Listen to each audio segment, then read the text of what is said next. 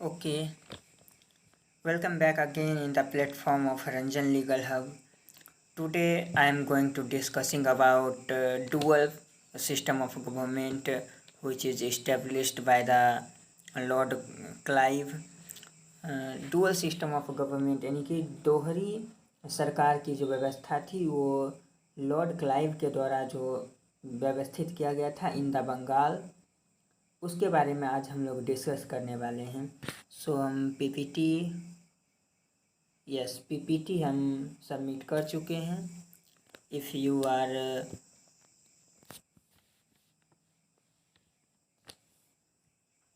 Okay, if you have to write down, please take a screenshot and go it further. So now I going to discuss the dual government in Bengal. So dual government in Bengal कब हुआ था? ये time जो period था वो 1765 से 1772 यानी कि 7 ईयर तक डुअल सिस्टम ऑफ गवर्नमेंट जो बंगाल में था वो इस्टेब्लिश हुआ था। उसके बाद फिर इसको एबॉलिश कर दिया गया।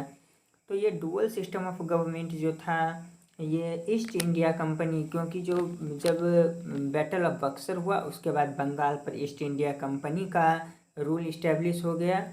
तो यहाँ का जो रियल मास्टर ऑफ बंगाल जो था वो ईस्ट इंडिया कंपनी था। और ये रॉबर्ट क्लाइव जिसके नेतृत्व में बैटल ऑफ प्लासी फाउट किया गया था, तो वही जो अभी बंगाल का गवर्नर जनरल थे उन्हीं के द्वारा ये इंट्रोड्यूस किया गया था dual system of the government. इस डुअल सिस्टम ऑफ गवर्नमेंट में ये था कि डुअल सिस्टम ऑफ गवर्नमेंट का मतलब ही होता है कि द रूल ऑफ टू यानी कि 2 पर्सन के द्वारा रूल किया जाएगा। द रूल ऑफ टू यानी कि 2 पर्सन के द्वारा रूल किया जाएगा। तो 2 पर्सन कौन थे जो रूल कर रहे थे? फर्स्ट था जो the nawab of the Bengal and second the company means East India company. क्योंकि जब बंगाल पर ईस्ट इंडिया कंपनी का शासन लागू हो गया तो उन्होंने सोचा कि पूरे बंगाल पर, बिहार पर, उड़ीसा पर, इस इतने बड़े एरिया पर रूल करना बहुत डिफ़िकल्ट टास्क होगा उनके लिए।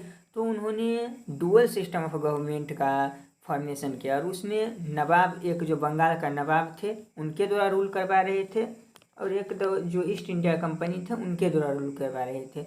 तो जो बंगाल का नवाब थे इनके द्वारा रूल तो करवा रहे थे, एज ए शासक उसको वहाँ पर बिठाए हुए थे, बट ये सिर्फ एक कठपुतली की तरह थे। ये ब्रिटिश जैसे कहते थे उन्हीं के तरह होता था। पहले हम डिस्कस करते हैं कि ये जो कंपनी के द्वारा रूल किया जाता था ये कैसे हो रहा है। तो कंपनी जो रूल करती थी ये 2 टाइप्स में रूल कर रही थी, एक दीवानी और एक निजामत। दीवानी का मतलब होता है कि कलेक्टिंग रिवेन्यू, यानी कि जितने भी रिवेन्यू टैक्स होंगे उनका कलेक्शन जो है ये ब्रिटिश ईस्ट इंडिया कंपनी के द्वारा ही किया जाएगा। और निजामत में ये था कि पुलिस एंड जुडिशियल फंक्शन किया जाएगा। पुलिस एंड जुडिशियल फंक्शन जो है वो भी ब्रिटिशर्स के द्वारा किया ही जाएगा, ईस्ट इंडिया कंपनी के द्वारा ही किया जाएगा। ये जो पुलिस एंड जुडिशियल फंक्शन जो था ये इनको मिला था नवाब ऑफ बंगाल से। जब इन्होंने मीर कासिम जो कि नवाब ऑफ बंगाल था उनको जब ये फाउट करके उनके साथ ये युद्ध लड़के उनको जब पराजित किए थे तो ये पुलिस एंड जुडिशियल फंक्शंस उनके द्वारा इनको मिला था। और ये रिवेन्यू कलेक्टिंग का जो था इनको ये मिला था, it acquired from the emperor. जो एम्पेरर थे उनके द्वारा उनको रिवेन्यू कलेक्टिंग का राइट मिला था। किस एम्पेरर के द्वारा मिला था? तो उस एम्पेरर का नाम था शाह आलम द्वितीय। जो शाह आलम द्वितीय जिनको कि इन्होंने इलाहाबाद और कारा का क्षेत्र दिलवाया था after battle of Buxar. Allahabad की संधि में इनको जो दिलवाया गया था उन्हीं के द्वारा इनको जो था कलेक्टिंग रिवेन्यू का राइट मिला था। और रिवेन्यू कलेक्टिंग के लिए ये लॉर्ड क्लाइव के द्वारा 2 डेप्टी दीवान्स को अपॉइंट किया गया था। फर्स्ट जो था वो फॉर बंगाल में जो रिवेन्यू का कलेक्टिंग का काम करेगा वो मोहम्मद राजा खान को नियुक्त किया गया था। और सेकेंड जो था फॉर बिहार में जो रिवेन्यू कलेक्टिंग का काम करेगा वो राजा सिताब रॉय को किया गया था, appointed. Now I move to the nawab of Bengal के नवाब के द्वारा कैसे रूल किया जा रहा था। तो नवाब जो था ये responsible for maintaining peace and order, यानी कि पूरे जहाँ तक के का एरिया इनको रूल करने के लिए दिया गया था वहाँ पर ये रूल पीस एंड ऑर्डर को ये मेंटेन रखेंगे, किसी प्रकार का वहाँ डिस्प्यूट नहीं होना चाहिए। और ये जो नवाब थे ये depends on company for both funds and forces, यानी कि ये फंड्स और फोर्स जो था इनके लिए ये फुल्ली रूप से कंपनी पे ही डिपेंड थे। इनको किसी प्रकार का इंडिपेंडेंस नहीं था कि ये अपना फोर्स रख सकते हैं, कैसे इनको फंड का यूटिलाइज करना है, वो सब इनको कुछ छूट नहीं था। ये सब पूरी तरह से कंपनी पर ही डिपेंड थे। ये एज ए कठपुतली की तरह, कंपनी के कठपुतली की तरह काम कर रहे थे। Now I move further.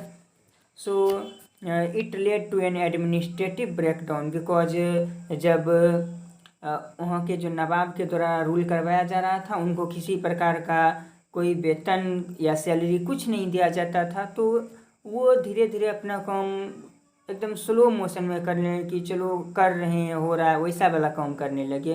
तो इससे एडमिनिस्ट्रेटिव ब्रेकडाउन आ गया, क्योंकि नवाब को तो कोई पैसा मिलता नहीं था, तो क्यों वो अपना फुल्ली एनर्जी उसमें लगाएंगे। वो इससे एडमिनिस्ट्रेटिव ब्रेकडाउन होने लगा इन द बंगाल। और इसका कारण ये निकला कि disastrous for the people of the Bengal, यानी कि बंगाल के पीपल के लिए डिजास्टरस कंडीशन आ गया। ऐसा कंडीशन आ गया कि वहाँ के पीपल सरवाइव भी कैसे करे, it is a very major difficult task. Neither the company no the nawab for administration and public welfare, न तो कंपनी कोई काम करता था फॉर द पब्लिक वेलफेयर और न ही वहाँ का जो नवाब था वो काम करता था, क्योंकि नवाब को कोई पैसा नहीं मिलता था तो वो काम करना नहीं चाहता था। और कंपनी तो चाहता ही था कि यहाँ का वेलफेयर नहीं हो, वो तो इंडिया का वेलफेयर चाहता ही नहीं था। वो तो बस चाहता था कि किसी तरह हमको यहाँ से मैक्सिमम प्रॉफिट हो, वो यही चाहता था। तो वो क्यों यहाँ का वेलफेयर करेगा, इसीलिए न तो कंपनी यहाँ का वेलफेयर करता था और न ही यहाँ का जो नवाब था वो यहाँ का वेलफेयर कर रहा था। बेसिकली यही था dual system of government under Bengal during period 1765 to 1772। इसके बाद जब वारेन हास्टिंग आए यहाँ पर गवर्नर जनरल बन करके, तो वारेन हास्टिंग जो थे did away with the dual system of government in 1772। ये जो थे डुअल सिस्टम ऑफ गवर्नमेंट जो रॉबर्ट क्लाइव के द्वारा लाया गया था, उनको ये एबॉलिश कर दिए। फिर से ये वन सिस्टम ऑफ गवर्नमेंट लाए जो कि पूरी तरह से ईस्ट इंडिया कंपनी के हाथ में शासन व्यवस्था आ गई और ये डुअल सिस्टम ऑफ गवर्नमेंट का कंसेप्ट समाप्त कर दिए। So that's all about the dual system of government which prevailed in the Bengal in the year 1765 to 1765 to 1772.